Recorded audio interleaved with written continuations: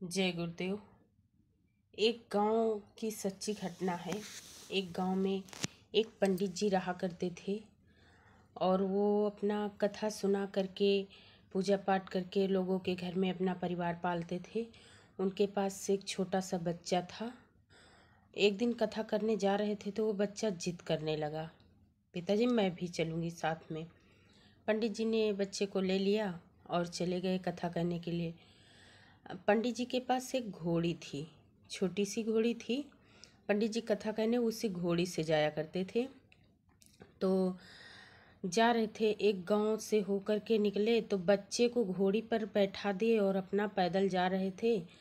फिर उस गांव से जब गुजर के निकले तो गांव वाले हंसने लगे, बोले कि देखो कैसा निर्दयी बेटा है, अपना तो खुद घोड़ी पर बैठा है और पिता को पैदल चला रहा। गांव गुजरा तो बेटे को ये बात लग गई। बेटे ने कहा, पिताजी आप बैठ जाओ घोड़ी पर और मैं पैदल चल रहा हूँ। पिताजी ने बेटे की बात मान ली। पिताजी ने बैठ लिए घोड़ी पर। चलते चलते दूसरा गांव मिला। दूसरा गांव गुजर रहे थे, उसी गांव से लोगों ने फिर हंसा और बोले कि देखो कैसा निर्दयी पिता है, छोटा सा बच्चा पैदल चल रहा है और अपना घोड़ी पर बैठ गया है। फिर गांव क्रॉस किए, उसके बाद फिर वो उतर लिए। बोले कि आजा बेटा तू भी बैठ जा और मैं भी बैठ जाऊं घोड़ी पर, दोनों साथ में चलते हैं। बोले ठीक है पिताजी।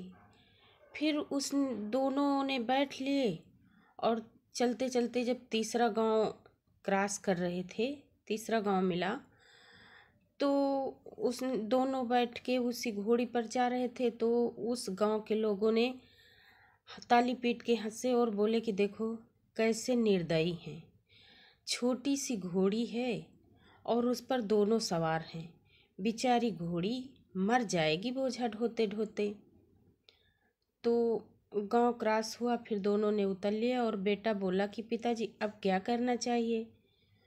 तो पंडित जी ने बोले कि बेटा चलो हम दोनों पैदल चलते हैं और घोड़ी को भी ऐसे लेकर चलेंगे। बोले ठीक है। चलते चलते चौथा गांव जब मिला, वो चौथे गांव को क्रॉस कर रहे थे।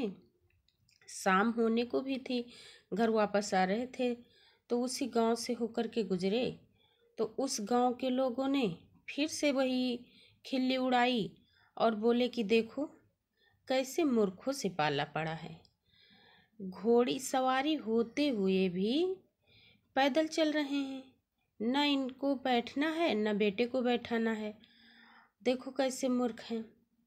फिर वो गांव क्रॉस हुआ तो बेटे ने फिर बोला पिताजी अब क्या करना चाहिए।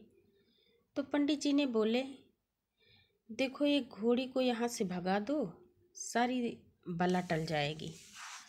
जब तक ये घोड़ी रहेगी तब तक लोग कहते ही रहेंगे और ये लोगों को कहने का जरिया बन गया है। तो इस कहानी को मेरे स्वामी जी महाराज समझाते थे और सुनाते हुए कहते थे कि तुम बच्चा किसी के पीछे मत पड़ो, ये दुनिया है, ये दुनिया तुम्हें चैन से रहने नहीं देगी, किसी की तरफ भी नहीं देखना चाहिए। अगर किसी की तरफ देखे, किसी की तरफ सोचे तो वो इतना उलझा देगा, इतना उलझा देगा कि आपको जीने नहीं देगा और मरने भी नहीं देगा। इसीलिए मेरे स्वामी महाराज कहते थे कि बच्चा तुम हमें देखो और हम तुमको देखें, अर्थात प्रभु से प्रेम करो, भगवान से प्रेम करो, भगवान की मर्जी में राजी रहना चाहिए। जो ईश्वर की मर्जी हो उसी में खुश रहना चाहिए, दुनिया के पीछे कभी मत पड़ना चाहिए क्योंकि ये दुनिया जीने नहीं देती है। ये छोटी सी कहानी आप लोगों को कैसी लगी बताइएगा ज़रूर सुन करके। जय गुरुदेव।